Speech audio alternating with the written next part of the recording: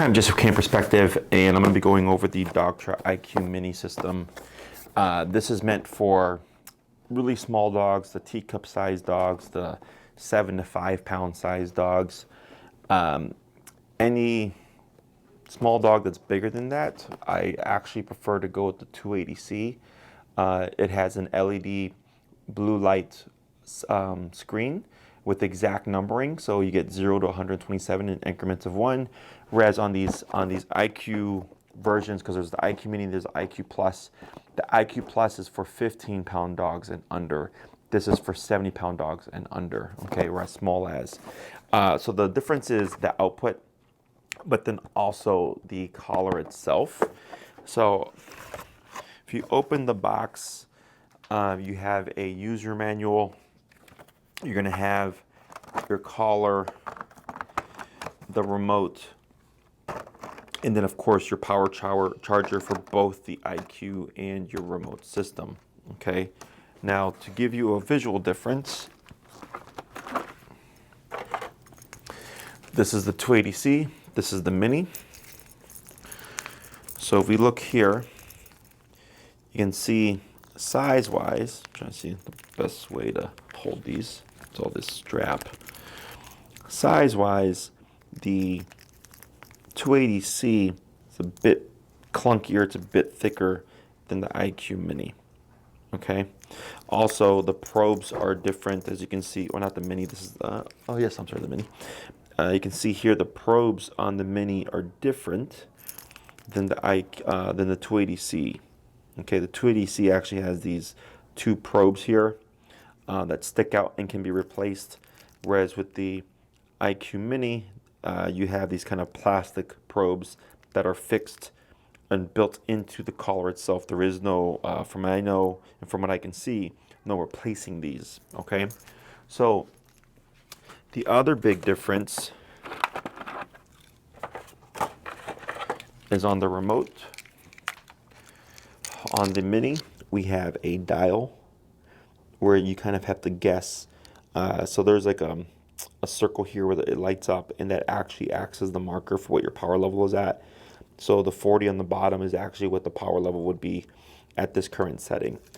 With the 280C, you have a LED blue light screen here. So, and you would get exact numbering. So here this is at 0.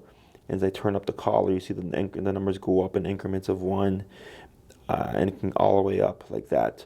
But I can get exact numbering, whereas with this you get guessed numbering. Okay, so the only time we ever use an IQ Mini is if it's on a very, very small dog, you know, a teacup sized dog, as the 280C may be a bit too big. Okay, we don't sell very many of these. It's very uncommon that we get a dog that small, but the psychology and the methodology of the training remains pretty much the same. What changes is the tool. This has the lowest output.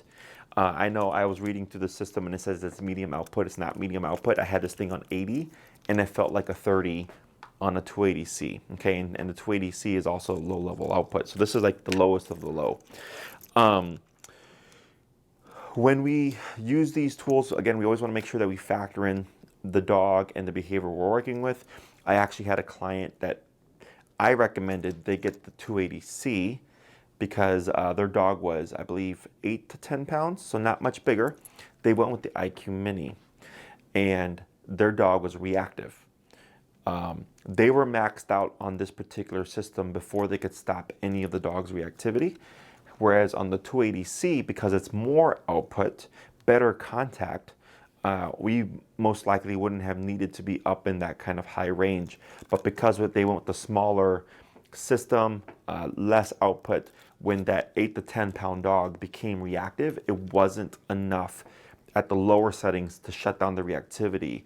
They had to be maxed out. Okay, so that's why whenever your trainer recommends to you a particular model, if you do your own research, you may find that what these things say is not always correct, because they're not factoring in, are you dealing with does your dog have a thick coat? Does your dog have a long coat?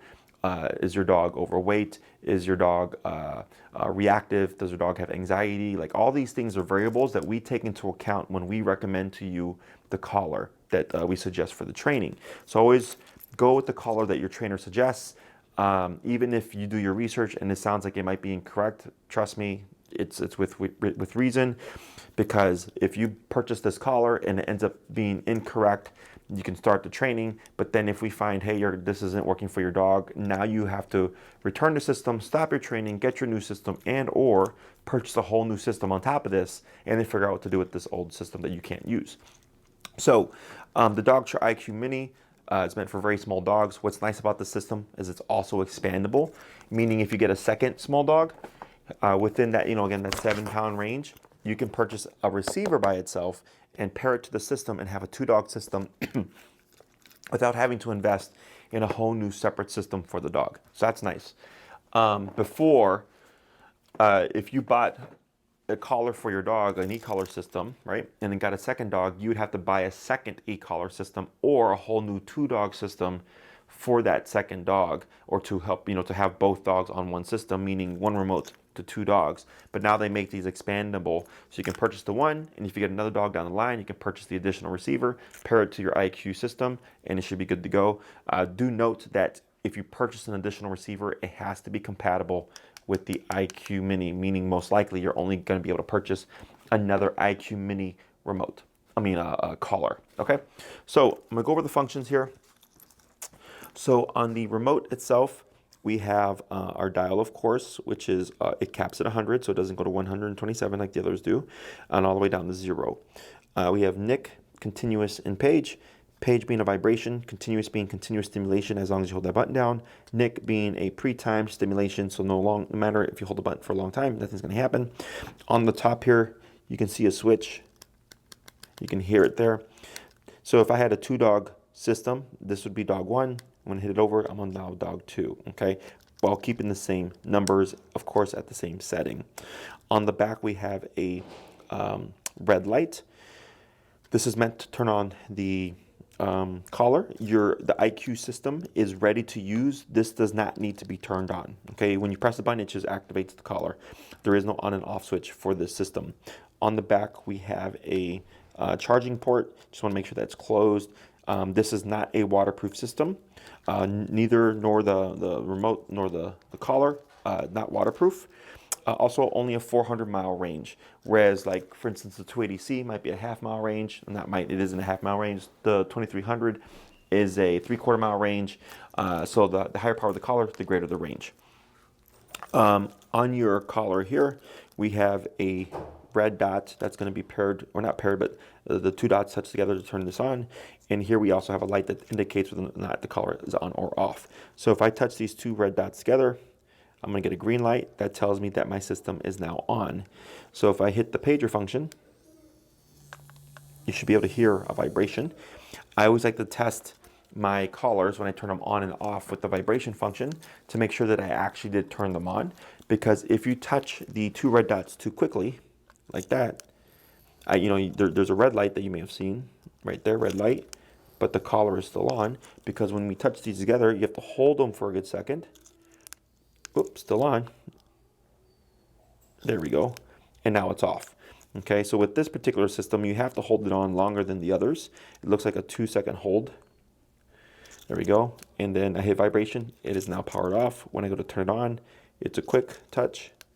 Now the collar is powered on. Go to turn it off. 1, 2. Now it's powered off. Okay, so what was happening with some clients is that they would see the red light, think the collar was off, leave it, go to work, come back, go to turn the collar on, but actually turn the collar off because they didn't turn it off correctly in the morning. So the collar would run out of battery throughout the day, but then they'd walk outside with the collar that was turned off. So doing that vibration function, both when you turn the collar on and when you turn it off, just helps you clarify whether or not you did that correctly. And I do this all the time with the collars. I do it to this day, and I've been training dogs for like 10 to 12 years. So here, with setting the intensity on the collar, I'm going to place these against my palm so I can test, is at the bottom where the light is, that's actually your marker for what the setting is. So if I want to put this to 20, I want the 20 to be above where the light is, okay? So here, I can already feel a slight contraction. You see to my thumb there, it's very subtle. I can feel it because this is low output. So I'm gonna go to 40, and now we got a bigger contraction, okay? And if I go to 60, an even bigger contraction, okay? But even if I hold that button down, you can see that once my thumb twitches, the stimulation is done. Go back down to 40. So if I go to continuous, you see how my thumb is contracting, but the moment I let go of that button, the contraction goes away. Hold it down, so the continuous is on. You can even see the light is on the remote as well, and as soon as I let it go, it turns off. With the Nick function, you can see how the light turns on and then immediately off, even if I hold it, because it's a pre-timed stim. Nothing's going to happen after that. With continuous, as long as I hold that button down, I'm going to get continuous stimulation the entire time on that dog's neck until I let that button go, or until 12 seconds has passed. This automatically caps at 12 seconds. So even if you're going to hold it down for 20 seconds, once 12 seconds happens, the continuous system or continuous stimulation automatically stops. You would have to let go of the button and repress the button in order to turn that back on again. Okay. I believe that is it. That is, this system is fairly simple. It's fairly straightforward. Remember, meant for a very small dog, 7-pound dog or under. Our preference is always the Dogtra 280C. We have plenty of these. These we only carry about 1 or 2 at a time because most people also go for the LED screen because it's very nice to have exact numbering. But this is nice if you do have the very small, easy kind of going dog. And if you have 2 of them or more than one, you can also pair this to an additional collar later on in the future.